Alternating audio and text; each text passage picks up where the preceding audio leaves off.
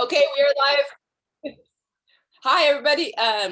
If you are joining us today, you are at the webinar for Heart to Heart with Chris Davis. Welcome, Chris. Hi, good to see you.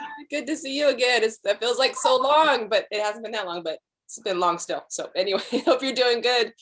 Summer is almost upon us. I think summer is officially on June 20th is when it hits officially. So I know this is the time of year where the weather is getting nice and warm and people are going to be going out of town. So it's like kind of a busy, well, I imagine more people are going out of town this summer than last or, going out and about more. But so what do you think, just as we wait for people to log in, I'm just going to give a couple minutes here.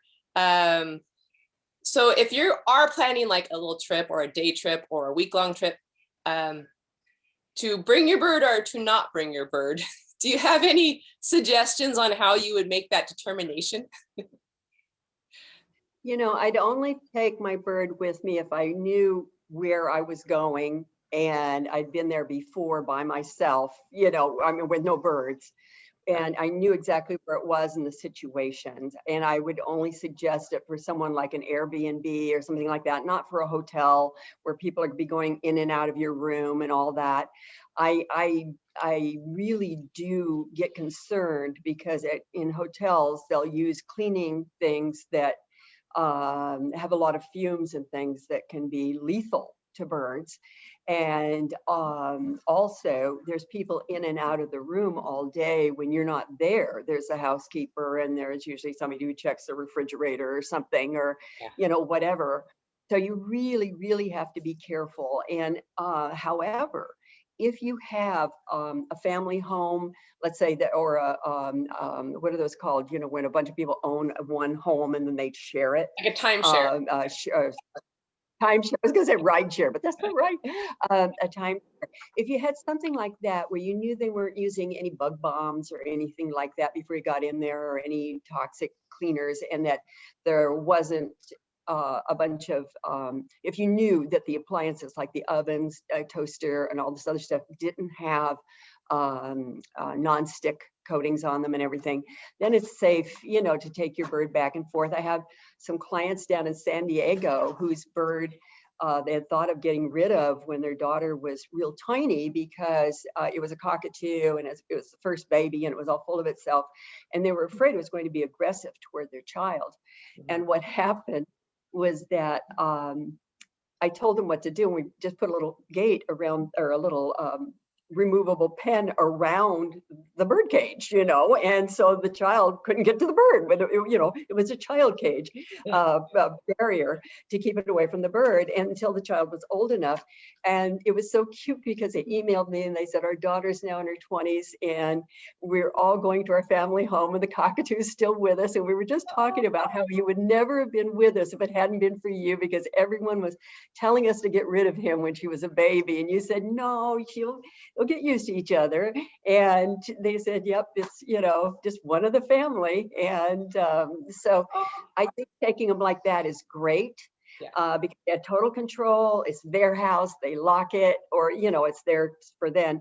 They lock it. There's not going to be any other people coming in. They don't have anything with non-stick surfaces, like cooking devices or anything. So it's the two things. Just in general, there's too many variables for birds, I think, now, and I travel with a dog. I travel with a 5-pound Maltese that a lot of people have seen popping her head up, and I think you heard earlier on. But as far as a bird, they have too many little idiosyncrasies, and temperature you have to watch, and toxic fumes and all that. So yeah, I'm not one for just traveling with them unless it is. But if it is something like that, somewhere, a cabin, if you have it somewhere, or whatever, go for it. If you want to have them with you, it just becomes part of your life. That's cute. It kind of reminds me, years ago, I think the National Cage Bird Show, I might have been in Texas or somewhere, and they had allotted one of the floors of the hotel for the bird people that were at the hotel, who took over the hotel. And it was super funny is when you walk down the hallway, every single door had "Do not disturb, no maid service" like signs on their doorknobs. Like every single one. It was like at that conference. Yes, it was like 30 rooms in a row. It was like, so like the maid service, like, don't go to floor 3 or whatever floor it was on. Like, just don't even bother. Just don't want to see their I remember that. And then behind the doors, you were like, hi, hello, a little bird sounds and chirp, chirp, chirp, chirp, chirp, chirp all over the place. It was fun. Yeah, that was definitely sort of like the inmates taking over the asylum. exactly. That was exactly it. All right. So if you're just joining us, you're with the Heart to Heart webinar with Chris Davis, and I'm sure we're going to have a lot of nice and interesting questions today. And as a reminder, if you have a question for Chris, to use the Q&A button feature and not the chat feature. That way we can capture the question. And Chris, I think we have two. Let's see. I already have a question for you that's got a bit of a backstory and a bit of a front story and a bit of a story altogether. So are you ready for this one? I think it's the one. I hope it's the one that I have a copy of, and I have all kinds of notes written on it. Okay, yes, this is part of the story. Okay, so we're talking, this is Becky who wrote into us, and she has an 8-year-old umbrella cockatoo, and the screaming is basically driving them bonkers. They think it's a she, but it could be a boy. So we'll refer to her at the cockatoo as a she. So when she knows my husband is around, she screams as soon as she knows he's there to get his attention. So her husband works a week away, a week at home. So he's on and off during, I guess, every other week. And when he's away, she's not too bad. She gets her out, out of cage time at night for a few hours. And then she starts screaming if she hears me in the morning, not too bad. But when he gets home, she constantly wants his attention if she can't see him. So that seems okay for Becky. But at bedtime, she has a little room just off the main bedroom, which is totally dark. And then now it's her bedroom. And she is good when you put her to bed at night after her cuddles. But it's the morning that the real problem starts. So sun is up and the cockatoo is screeching. So it's getting to the stage now where they can't really go out. And the weekend they left them with their mom, and she's been several times before. This time she screamed all the time, even though she could see the 2 dogs were there and her mom and so much. So Chris, so Becky's saying her husband loves her dearly and vice versa. She is apparently, the cockatoo is most happy when she's snuggled up in his jumper. And so let's see, she has a lot of toys, and she plays happily until her husband is around. She has the same routine. They bring her downstairs, upstairs. So is there anything that can be done or to help with this contact calling, the screaming, all this stuff that's going on in this household? Oh my gosh, yeah. One thing, a lot of times on a cockatoo, if it's mature, 8 years old, she is mature, the eye color can be a hint, but I have seen it not be before with birds that were actually sexed. But often the eyes of a female will be a lighter brown and they won't be black. And so when she said she's not sure whether it's a boy or girl, the cockatoos with a lighter, almost a reddish brown color, are often females, but it's not 100%. I've seen some dark-eyed females and light-eyed males. The problem, I think she stated it when she said in here that he's happy being snuggled up in her husband's jumper. She'll stay there for hours without a peep.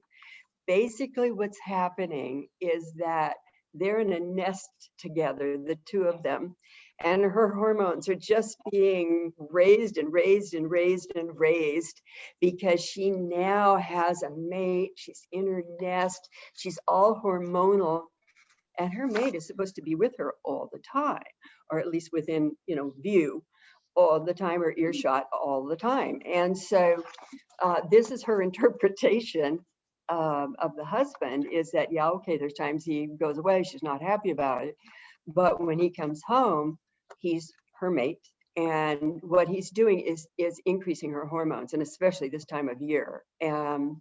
But when you are cuddling one like this, what happens is it ends up being a 365 day of the year event. It's not something that, you know, they might get a little bit worse during breeding season, but you've already got their hormones rolling pretty well. And so it just kind of continues on. So that's part of their problem, is that he's going to have to stop cuddling her constantly. Short cuddles are okay, keeping around the head and the neck regions, but the nether parts of the body, you want to position the bird like this, away from him, so the head's here, but so the body's out here on the arms, so that he's just scratching the head area only. And then, but do it for short periods, and then put her down, put it short periods, put it down, train her to stay on a little perch. Basically, daddy's the one who's going to have to do a lot of the training, because that's her mate, and she'll listen to him more than she will to the wife. She'll listen to the wife when she's when the husband is not home, but when he is home, she's really not going to pay that much attention to her. And so it's going to be up to the husband to make these differences. It's going to have to be a gradual thing. He's going to have to reward her for doing other things quietly, like playing with toys. And he might start, instead of holding her under his jumper all the time, under a jacket, or I think a jumper is sort of like a sweatshirt or something for us. But anyway, the thing is when there's that constant cuddling, it's not just mental on her part, it's that her hormones are just in a constant state of being increased. So one of the things, I've got some notes here, this way I'm looking down. You want to start weaning her off of being cuddled, and she can sit on the sofa next to him or whatever, and play with her with toys. So he would start playing with her with toys. So it's interactive to her. And with it being interactive to her, and daddy's doing it, she's going to be more open to learning this other playtime if daddy's happy. If she starts wanting to be cuddled, then the husband can get up and say no and put her on a perch, you know, and just walk away for a few minutes. If she's screaming, he doesn't come back in until she's quiet.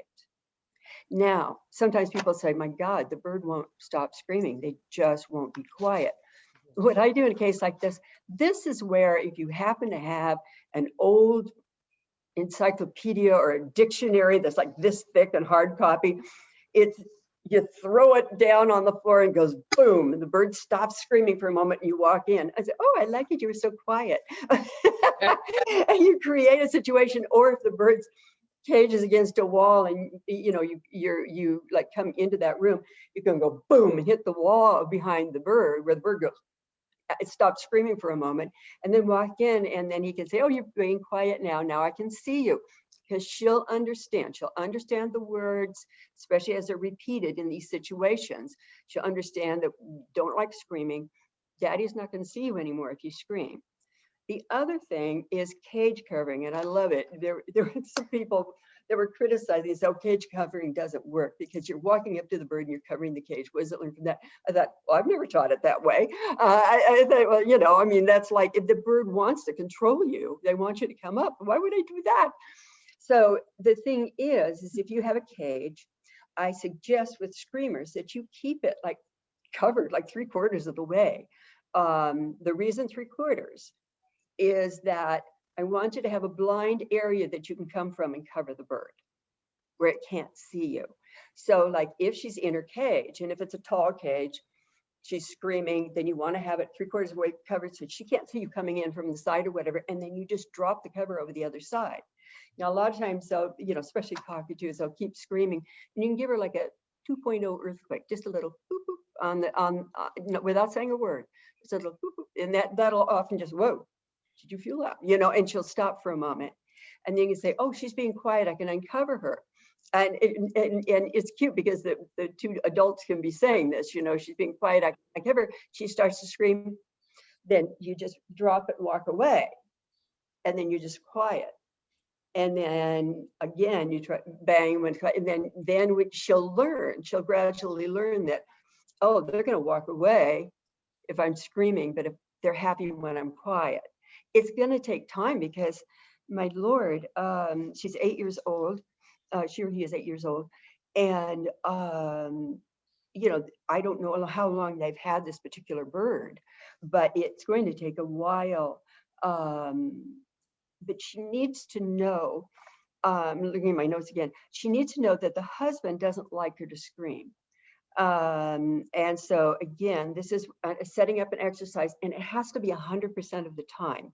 So this is not something to do if you're in a hurry or you've got other things to do. You've got to do something, because to any animal or child, if you correct a behavior 70 times and the 71st time you don't correct it, to them that's a big payoff, you know, because they say, all right, let's try for 68 times the next time. See if I only have to scream 68 or 67 times.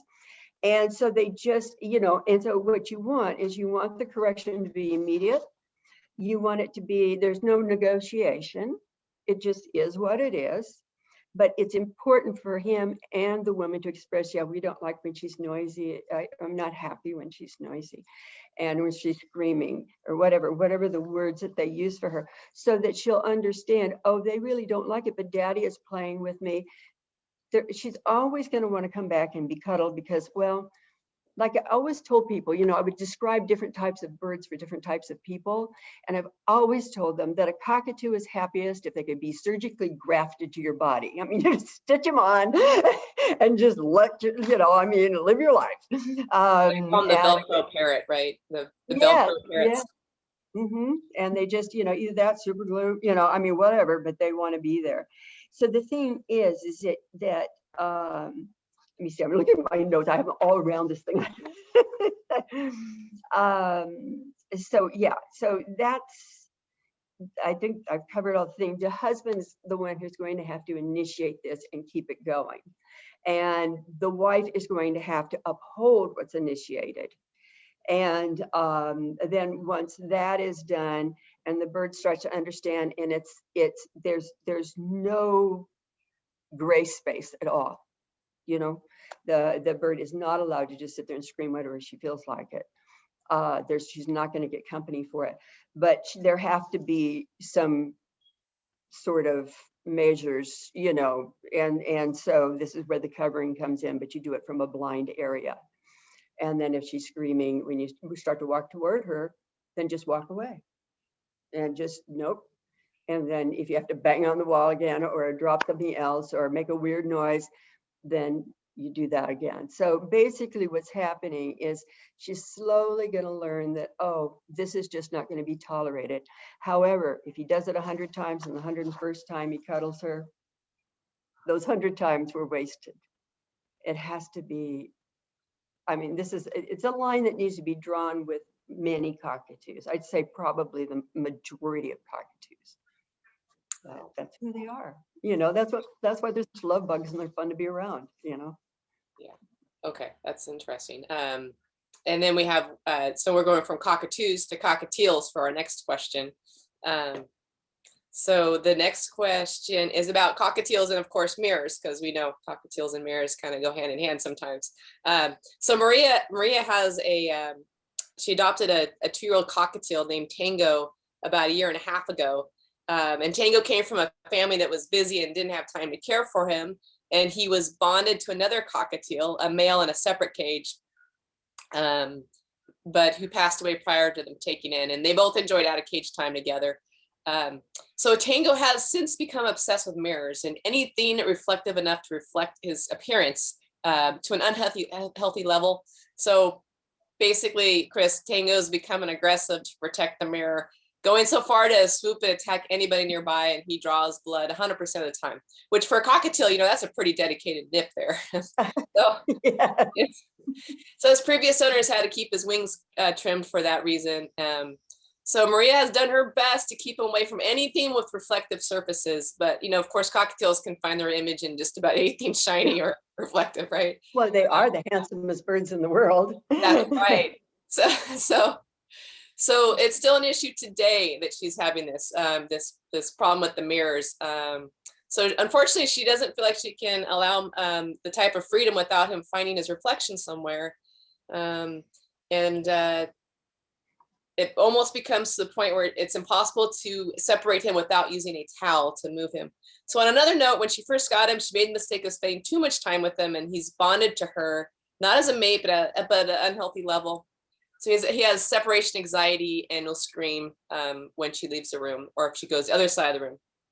So she's trying to reinforce the quiet behavior by using treats and over the course of several months, but very little improvement. So she was thinking about getting another bird to keep him company, but she's afraid these bad habits are going to rub off on the new bird and the costs and everything of purchasing a new bird. Is that a good idea? So Chris, what is your take on the mirrors, getting another bird and all this stuff? With a bird like this, my last workshop, if some of the people have seen that one, was talking about taking away the car keys. And I usually try to avoid clipping wings if I can help it. But this is a bird that I think would benefit from wing clips, for one thing, because he would not be able to kind of take over the whole territory. Remember, it has nothing to do with size. It has to do with attitude.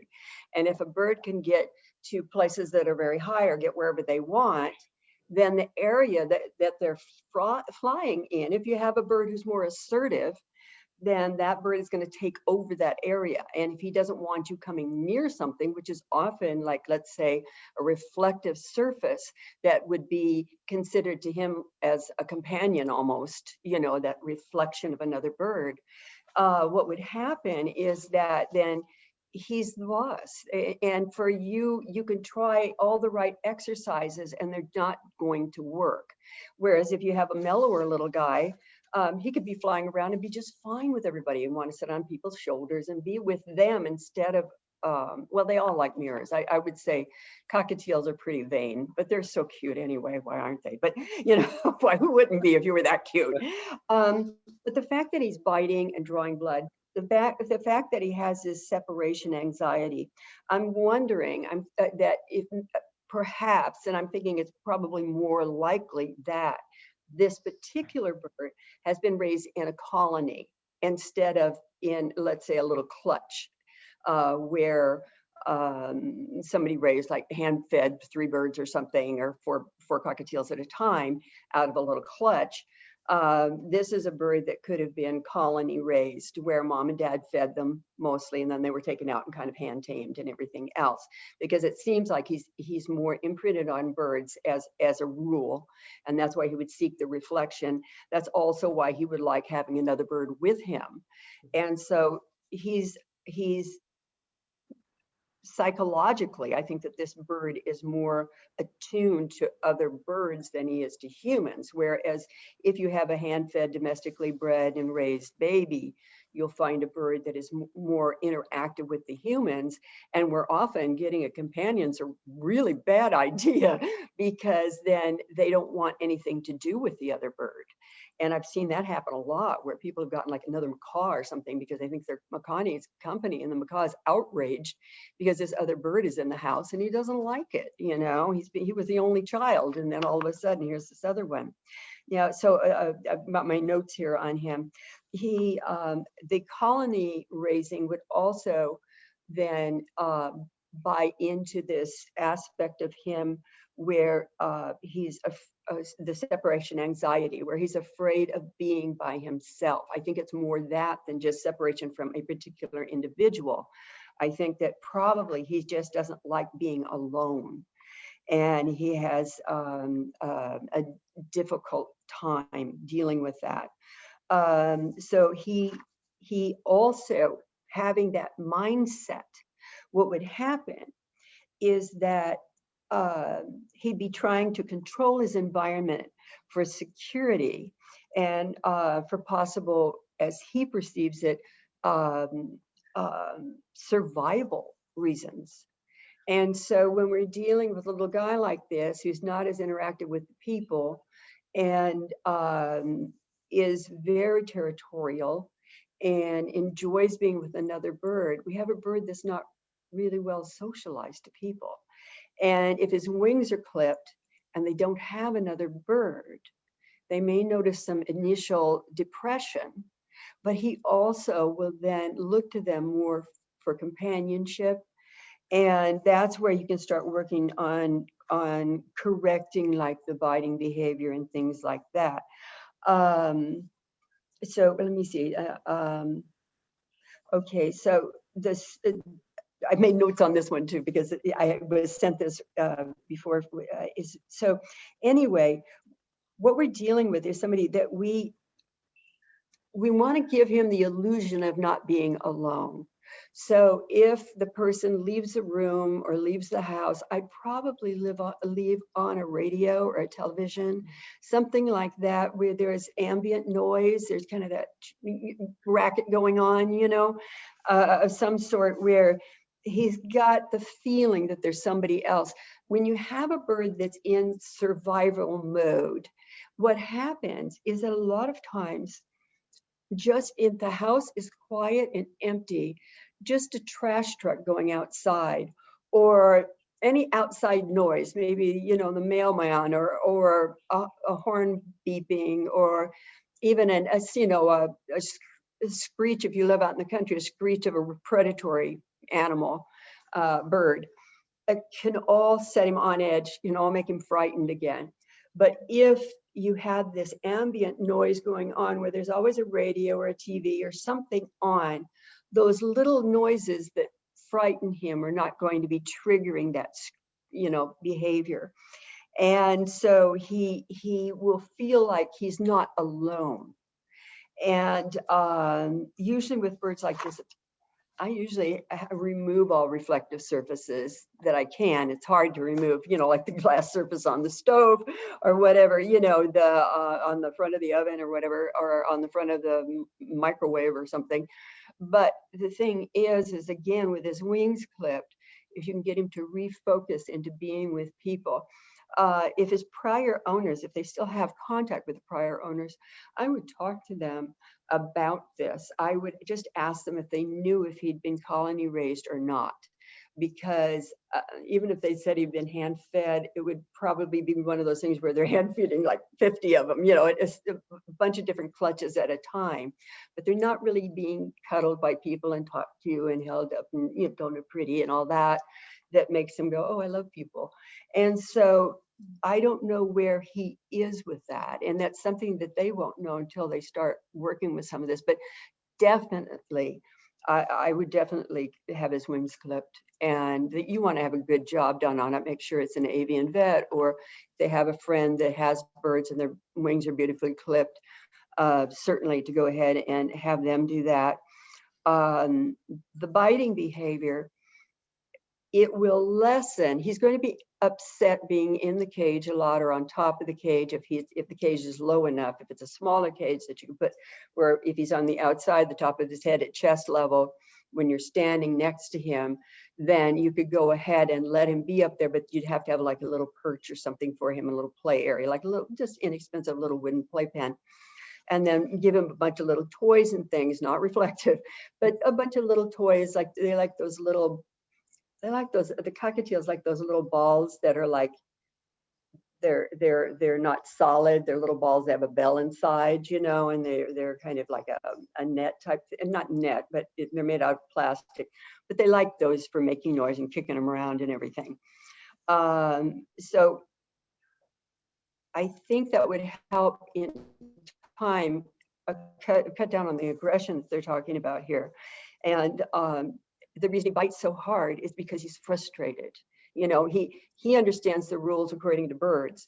People are not understanding those rules. And so now what we do is we take away the car keys, we clip the wings, and then put him where we want him to be. So he'll desire to come out with you, because then he can go and sit on a playpen and play, or have some other activities. But I would also, like when I was watching television or something, I'd make sure his cage was right next to me, where I was watching TV or whatever. And so that during this time, after having his wings clipped, he's down at living level with you. He's not up above your head. He's down at living level. Put him a little playpen or something on a coffee table, even if he's used to you walking by him and everything. But just so he gets used to hanging out with the people and being around them. I think that something like this would be very, very helpful. And that would also, the things that I've mentioned for him as far as getting him accustomed to being around people a little bit more. There are actually things that could be done with the cockatoo that we just spoke about, because with the cockatoo, you know, it's that desensitizing to a different environment, to a different situation. So she can sit next to daddy while they're watching TV or whatever, but she doesn't have to be on him the whole time, because that's just not healthy. And that's what keeps that screaming behavior going. But once they start to teach her that there's boundaries, and the boundaries are set in stone, she's not going to be happy at first, but then she'll get it, because she'll still be loved. He's still going to adore her. He'll still, you know, kiss her and hug her and stuff, but not her whole body, just her head. So that's for the cockatoo. But many of these same things can be done for both of them to get them accustomed to being placed in a situation they're not particularly happy about, but that is necessary. Okay. And they're both relatively young birds, right? The cockatoos. Yes, the cockatiels, there's only 2. And the cockatoo's 8, and the cockatiel's only 2.5. So he's still got a bunch of years in front of him, you know, a couple of decades. So I would definitely work with him. And then at that point, there may be a point where they decide to get, if he doesn't come around as a good friend, but he gets more comfortable being with them, then I would look into, if they want a buddy, somebody to snuggle with, I would look into getting another cockatiel, but I would get one that was hand-fed, that I knew was hand-fed, you know, and not colony bred, and then, you know, but a small breeder, hand-fed baby. And then I would get that one. Or if they find a rescue where there's a really mellow little guy there, and he's wonderful and he's great with other birds, but he needs a home, you know, something like that. But I get somebody who really likes being with people and just is a mellow, friendly little guy. And he might be happier where they'd end up cuddling the one. What happens a lot of times is when a bird who's kind of standoffish with people sees you take a bird of the same species and scratch its little head and talk to it and cuddle it and kiss it, and he goes, oh. It's funny, because a lot of times what will happen is you'll scratch the back of a parrot's head that is afraid of people, because I would go in a lot of times on birds like this. And if they had another bird, I would hold the bird and I'd scratch it, and the bird's head would go like this. And I would just talk to the people, and I'd be standing and just scratching the other bird's head. I'd be telling them about the bird. Now, and so I'd be standing directly in front of this bird, and he'd be just watching this bird enjoy it. And so, and then they'd say, God, it was so weird. I mean, he came out, we were able to scratch his head, because he got it. He got what they were trying to say and trying to do. And then just the last thing on cockatiels, because so many people have them, is when you are like rubbing the little heads and stuff, one of the problems I have, especially with men, because they're used to doing things with more force, is that they'll come at the bird like this, and then they'll push too hard on the bird's head. The bird doesn't like this. This isn't comfortable. So what they need to do is curve their fingers. I think I spent probably a quarter of my consultations teaching men to move in a more feminine manner with their bird. Instead of coming like this, you come to it like this, and just, you know, a little tiny little scratches, but not a straight on and then boom, boom, boom with the head going like this all the time. And they find, I mean, instantly the bird, because the bird desperately wanted to interact with them, but it was like, geez, every time you give me a head rub, I'm doing this, you know. And when I could just teach them just to ruffle the feathers the wrong way and keep their finger close to the face and like this instead of like that, because when it's like this, a bird can see it from their peripheral vision. Remember, their vision is here, so they're seeing just something coming at their eye, and we don't think about that.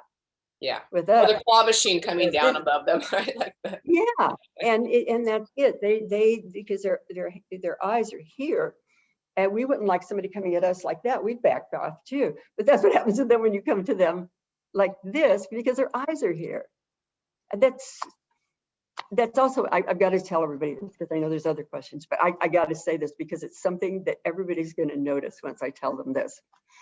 Because birds' peripheral vision is on the side, so their eyes are not peripheral vision, their focal vision is on the sides. They're looking this way. This is more peripheral here, and in the back is peripheral. Okay, now, whenever your bird is upset with you, and if it's a good pet, a wonderful companion, wonderful family member, and it's upset with you, watch the next time. A lot of times what they'll do, if you've been gone too long or whatever, a lot of times they'll turn their back on you. But not only will they turn their back on you, they hunch their shoulders up. You know why? Because they're blocking you from their view. They are actually, because their shoulders are like this. When they raise their shoulders, they come here and they're saying, I'm not looking at you. It's like when mommy's mad at the toddler, she goes, I don't like that behavior. And she turns her back. But they turn their back and they raise their shoulders. And what they're doing is saying, and they'll sit there really still, like, no, I am angry with you. And they're blocking you from their vision. Which again, if you look at their body shape, they'll bring it up and they're blocking you.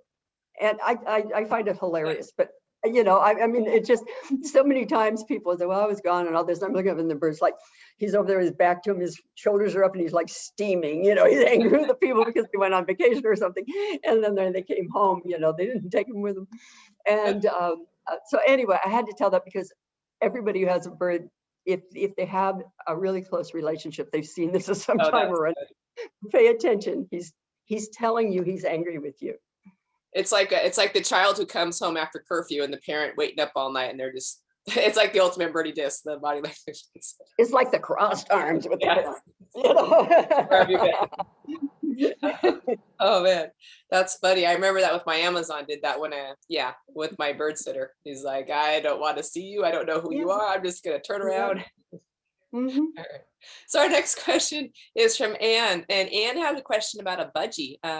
So she wants the budgie to wanted advice for having a budgie sit on a finger and give it scritches. How does one get a budgie to, a little budgie to accept interaction on the finger with petting? Okay, that's a little difficult because I don't know how old the budgie is, and I don't know what its experience has been or how long she's had it or what she's tried.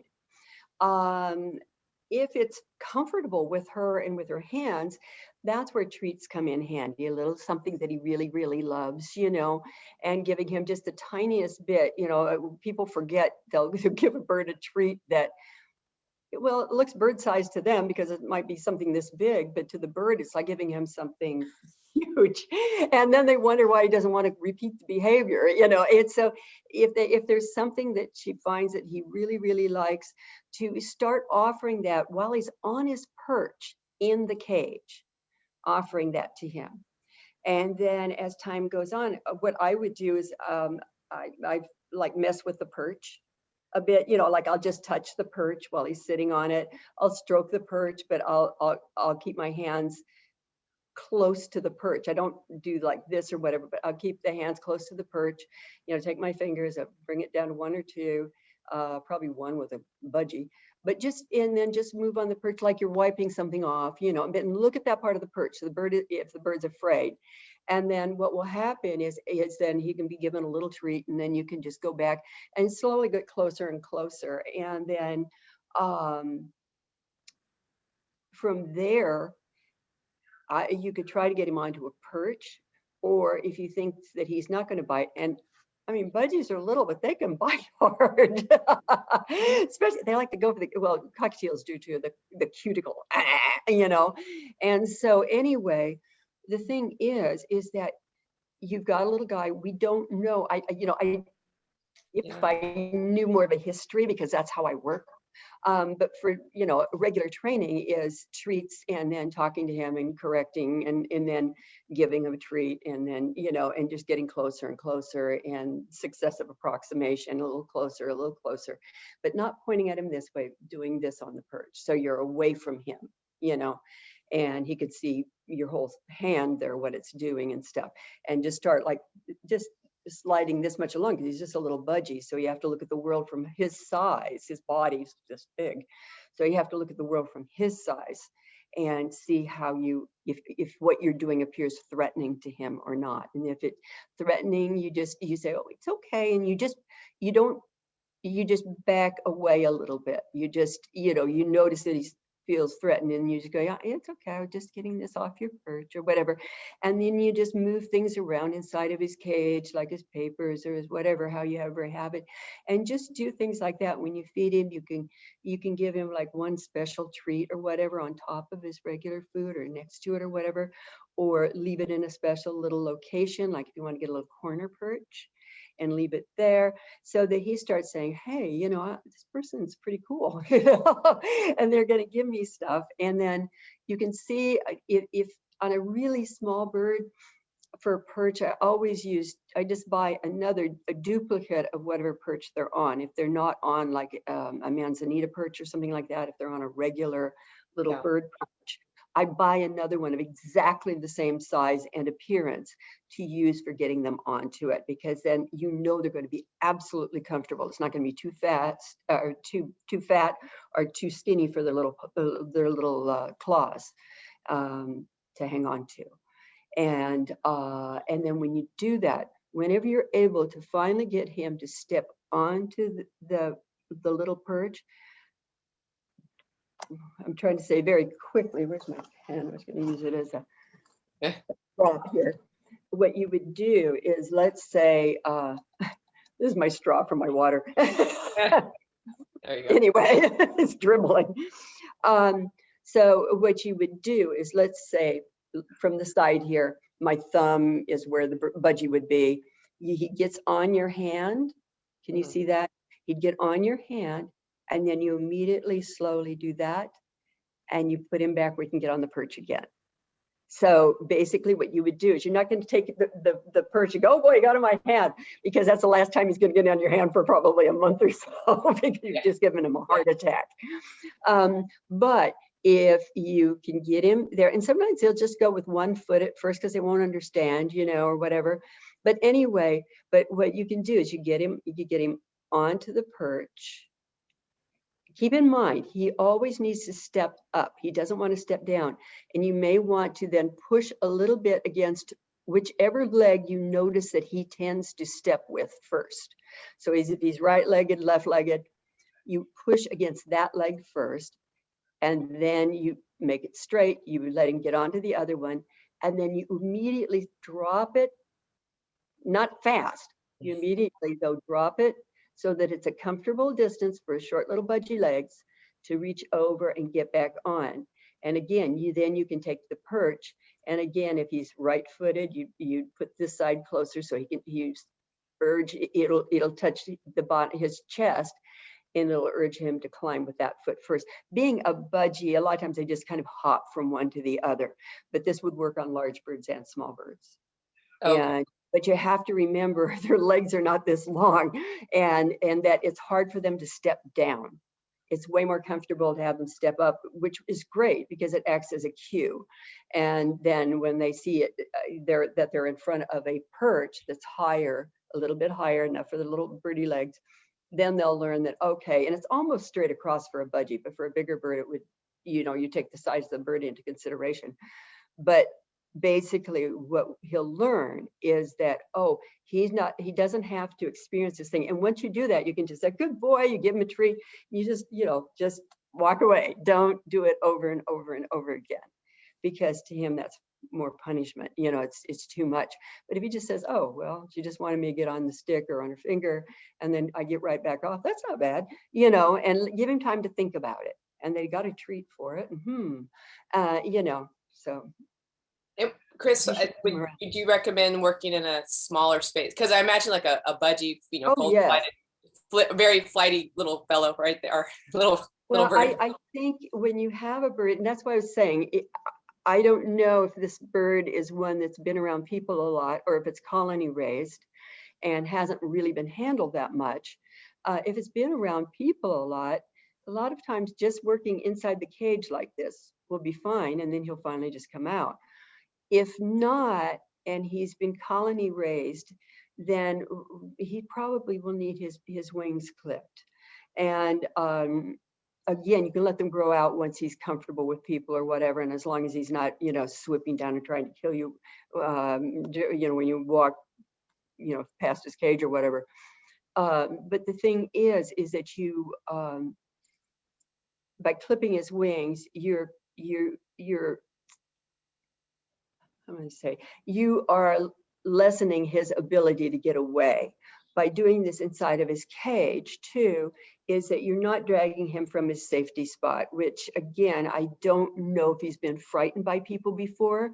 You know, this is why I take a huge history with most people, because I have to know the whole picture before I can tell them what's right for their bird. And so when I'm speaking here, this is not as specific because I don't have the history. So I'm giving, you know, more kind of commonly known techniques for it. But always watch your bird if you're trying to do any type of taming or stepping up exercises or whatever. Always watch them. Always stop at a good point. Don't overdo, ever, ever. It's better to have 2 perfect times than 25 bad times and 2 perfect times, because you've got all that bad stuff behind you, you know? And so you want to make sure that he's comfortable and happy. And right now I'm looking out the window and there's about 20 pelicans flying by. Oh As I looked up, I'm smiling, I'm sorry. But it is, anyway, yeah, so that's what I would do with him, because again, I don't know his history, you know? And if he was already used to people, boy, that's easier. But if he isn't, he's got to learn that he's not going to be harmed, and that this is just a friendly interaction. He can be out more, but he's going to have to have his wings clipped, you know, for that. He's not going to be happy about it, but he's okay. So Chris, just real quick, so let's say you the budgie, you know, you kind of get him used to going on your finger. To get to the step where you might accept head scratches, sometimes would you recommend like gently blowing on the feathers, just to kind of, how do you get that started? No, I actually, because some birds don't like their feathers blown on. And so it would be the thing, I think I mentioned this in one of the last or the more recent workshops, but I have a tendency to save any molted tail feathers or primary wing feathers. And because, remember, we've got the peripheral vision thing where it's our peripheral vision, but it's his focus vision over here. So that when he sees a feather coming up, it's less threatening than seeing a finger, especially for a small bird or a high-strung bird. It's a lot easier for them to do that, because on a bigger bird, you can bring your finger up like this and be under the feathers the whole time and just get little tiny scritches only about this far apart, and just like another beak would give. And they're just seeing their own feathers moving here from their side. See, they're just seeing their own feathers, so it doesn't bug them. And that's why so many of the wild birds that I used to do that with, because we had to wrap them for physical exams when they come in from the jungle, literally, and quarantine. And that's when I started some of these techniques, because I had to hold them anyway for x-rays. And so what I would do is I would just start talking to them in parrot, and I would just scritch, and then I would scritch. And it was interesting because absolutely wild birds would often, like it, because I had to hold them anyhow, they'd squawk, and then all of a sudden they'd stop, and then they would just look at me, and they would just give me this stare like, did you just say you wanted to be my friend? Because I was speaking their language. And I'd say, yeah. And then, I'm not going to hurt you. And I give them another little scritch, scritch. And, and then that's when you could get their head done, because I would just give tiny little scritches close to the body, bringing my fingers up here. So he wasn't seeing this finger coming at him like we'd see it like this. Yeah. That's what it looks like to him here. It was always under the feathers and just giving a little rubs, gentle little rubs to just kind of ruffle the feathers. And I had fingernails back then before meds took over and they lost my fingers. But I used to use those and scratch, just little scritches, and it works very well. Nice. Okay. And then, so Chris, our question from Marquetta is similar. We touched upon this a little bit earlier at the very, very, very beginning. So she says, hello, Chris, I hope you're doing well. I'd like to ask you, is it a good idea to make a parrot a real member of the family, including family holidays, or is it better to leave the bird, which is a cockatoo, at home? Oh, okay. Well, this is similar to the first question you asked, which gets me into another subject. Or another subject, another aspect of this is one thing I wanted to cover sometime today. I'm going to take advantage of this to do it. This, I think I answered this question with the person before, saying that, you know, if it's an Airbnb or if it's somewhere that you're familiar with, like a little family cabin that the family shares or whatever, it'll be fine. If it's, you have to take them to a hotel, things like that, there's too many things that can happen that you just don't have control over. And things get stolen out of hotel rooms. You're not going to be able to take them into a lot of restaurants or this or that. Plus, it's hard to get anything done because, like, if you want to go out, depending on what kind of vacation you have, it might be too cold, it might be too hot. You know, there's all kinds of things going on. I just don't feel comfortable unless they're in a place that you already know is going to be safe and fine and non-toxic. But one of the things that concerns me right now that this reminds me of is the fact that birds have been with their people 24/7 now for over a year. This is, and dogs and cats too. This is becoming a problem. And we're going to see a lot of birds and dogs and cats being given up for adoption when people get back to going to work and everything. So it's very important right now for everyone to, if you've been home 24/7 pretty much, leave home for a day. If you know that your bird has a tendency to just get hysterical when you leave home, and if you're planning a vacation, take your bird to wherever there's going to be boarding it, or to whatever friend is going to be taking them into their home. Take your bird there, leave him there for an hour or two, and then pick him up and bring him back home. If he's going to be staying at a facility of some sort, a bird facility, or sometimes veterinary hospitals will have an area that's just dedicated to boarding, then take him there while you go out to lunch with a friend or go grocery shopping, and then come back, pick him up, take him home. If you have someone who's going to be coming into the home, I do the same thing. Also, I would have, if you have someone coming into the home, I would keep a radio or TV on while they're there. You can put them on a timer. And have a radio or a TV on so that the bird has a feeling that he's not alone all of a sudden after a year and a half of being a focus, a very important focus. And so these are the things that people are going to need to be doing now, is desensitizing your birds to this and leaving, you know, you can certainly, if you're not going anywhere, you can just do the same thing, but just do it at home. Leave him for an hour or so, leave the radio going or a TV, and then go out and come back. I had a client whose bird was screaming its brains out, and I'd gone into her home and I said, you know, try Sesame Street. It was back in the Sesame Street days. And I said, just try playing that when you're not home. And so she called me back and she said, you know, this was like a week later. She says, Chris, it is so cute. She said, when I've been working, because she worked out of her home, she was a writer.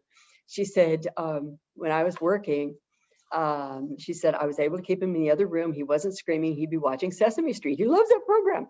And she said, it's so cute. She said, I went grocery shopping. And she said, I came in the side door where I usually don't come in, and he didn't hear me. And I could hear the kids going, 2, and the birds going, bah. Every time the kids went 2, they were going, bah, you know. And so he's now interacting with the children on the television. And he found it a nice entertainment, and it kept him out of her hair, because when she was writing, he would start getting really demanding and noisy if she was not in the room with him, or if he was not in the room with her. And there were times she just wanted to sit down and focus, and she couldn't with him doing this, but she found that that was wonderful for him. So now's the time to experiment, see if there's anything that your bird likes by way of music or TV, whatever. And then you can have somebody, if you're going to have a house sitter come in, you can go out to lunch, have them come in, and then before your trip, if you can take a weekend off somewhere to visit a good friend across town, you know, and have a fun friends weekend. Then have the sitter come in, watch your bird, or take your bird to the boarding facility, or wherever you're going to be taking him to be taken care of while you're gone. And then before you leave home and you have him, you say, I'm taking you to the veterinarians. He's not going to poke you. He's not going to do anything. I need to be gone today. I'm going to take you there and I'll be back. And then when you leave him, you say, I'll be back within 2 hours, you know, or something like that, to 2 hours. I'll be back. And then you come pick him up with the 2 hours. You say, see, I told you 2 hours, I'm here. He'll start to understand time. They actually understand, not exactly on the nose, but they understand that 2 and 4, especially if you put it on your fingers, you know, that more fingers mean more hours or more days. And so I would start by leaving the house, then coming home. If you know, can hear him half a mile away, then you're going to have to do something. And because, you know, we've created this situation. It was not intentional on our parts, but we've created this situation. Now we want a bird that's a good friend and happy to be by himself, knowing that we're going to return. And so you start with short periods, and then you don't enter the house while he's screaming. You wait if there's a, you know, if he's near a window or somewhere where he can't see you, but he could hear, you bang a window, just boom, boom, or bang the door, boom, boom, before you open up. You know, you might unlock it. And then if he's still screaming, just bam, bam. And you walk in, oh, you're so quiet. It's so nice. You know? And you'll learn from that what quiet and that's good boy, what that means. And you'll think, okay, mommy's happy when I'm a quiet boy. And then later on, if you're in another room, you start screaming, then you can say something along the lines of, you know, no, you're screaming, I'm not going to come in. I don't like when you scream. And you just stay out. And then finally, when he's quiet, you walk in and say, you're quiet now. I like when you're quiet. I don't like when you scream. I like when you're quiet. Thank you for being a quiet boy. I love you so much, you know, and you just go into that.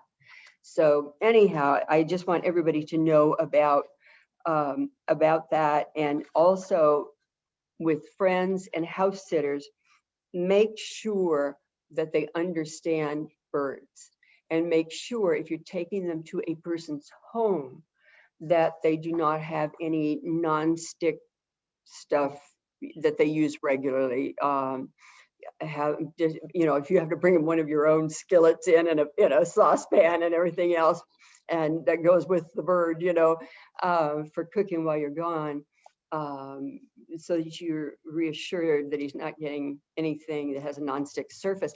I have a brand new oven. I have never used it because it has non-stick in it. And I mean, I got it like 3 years ago.